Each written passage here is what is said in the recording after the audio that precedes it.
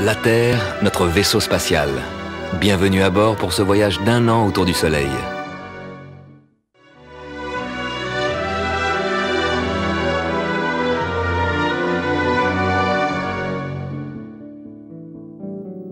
Cette semaine, c'est l'équinoxe, le début du printemps.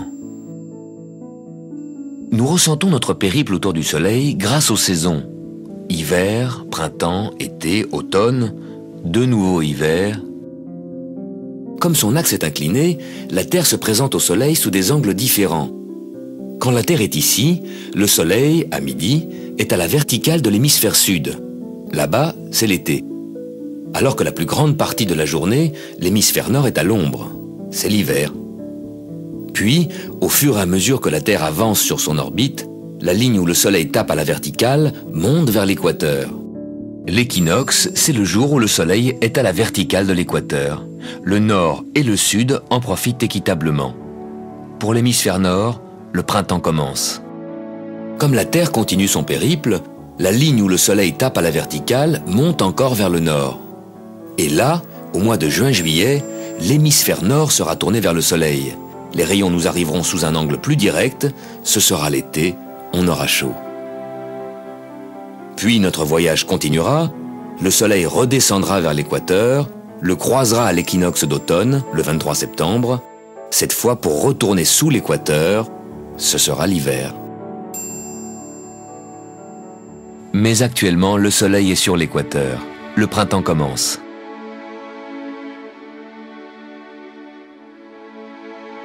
C'est à cette époque d'équinoxe que se produisent les grandes marées. L'attraction de la Lune attire l'eau des océans. Si la Lune est en position de demi-lune, cette force d'attraction agit dans cette direction. Tandis que l'attraction du Soleil agit dans une autre direction. Ces deux forces divergentes ne provoquent que de petites marées. Par contre, si la Lune est alignée avec le Soleil, leurs forces d'attraction s'additionnent, se conjuguent et provoquent des marées plus fortes. Le jour de l'équinoxe, le Soleil parfaitement vertical par rapport à l'équateur vient ajouter sa force d'attraction à la force centrifuge de la Terre.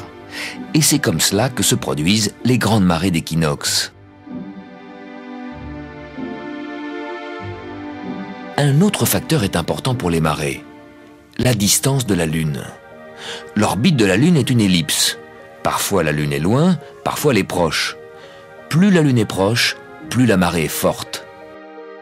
Parfois, les plus fortes marées n'arrivent pas au moment de l'équinoxe, mais les jours où la Lune était au plus près de la Terre.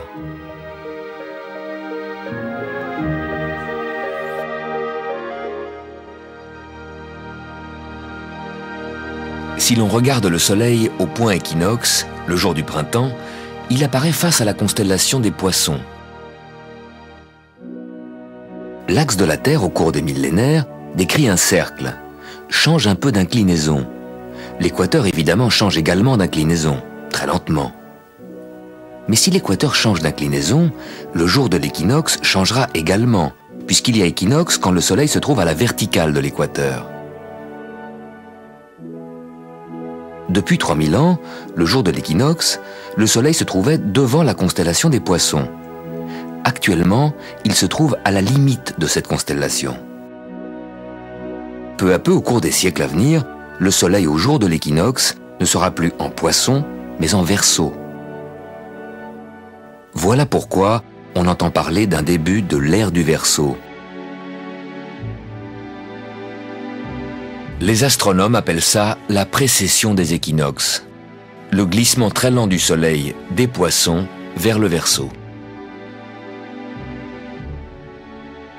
Quand nous parlons des Poissons et du Verseau, ce sont les constellations, les groupes d'étoiles, pas les signes astrologiques. Les astrologues n'ont pas réajusté leurs signes à ce glissement de l'équinoxe. Au cours des millénaires, les signes astrologiques se sont décalés par rapport aux étoiles. Tous les 2 ans environ, la Terre dépasse Mars, la planète rouge, qui circule sur l'orbite voisine extérieure. La Terre sur l'orbite intérieure, plus rapide que Mars, le double tous les 2 ans. Pendant cette manœuvre de dépassement, la Terre glisse peu à peu entre Soleil et Mars. Soleil, Terre et Mars sont alignés. Tous les 2 ans, Mars est donc en opposition avec le Soleil. Ça veut dire que vu de la Terre, au moment où le Soleil se couche à l'ouest, Mars se lève à l'est.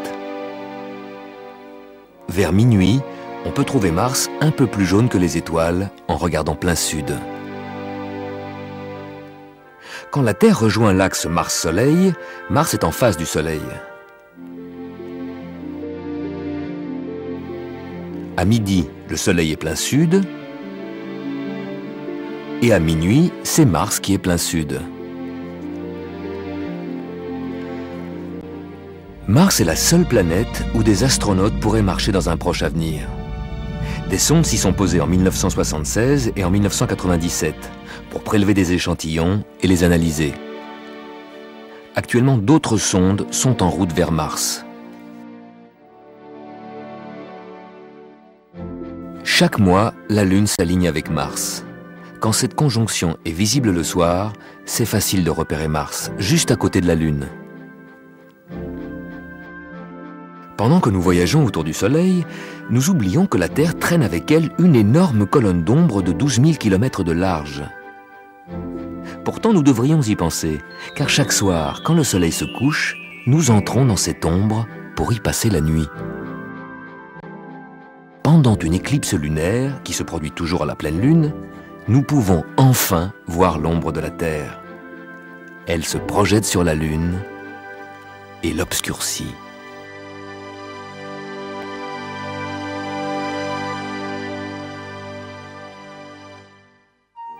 Les éclipses lunaires, totales ou partielles, se produisent 2 semaines avant ou après une éclipse solaire.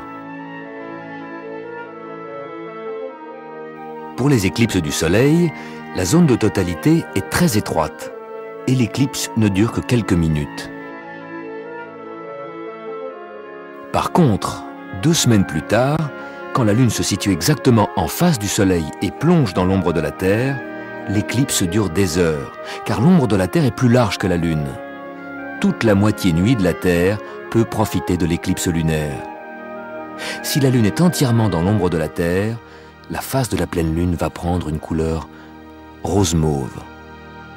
Les rayons du Soleil qui traversent notre atmosphère donnent à la Lune des couleurs de soleil couchant.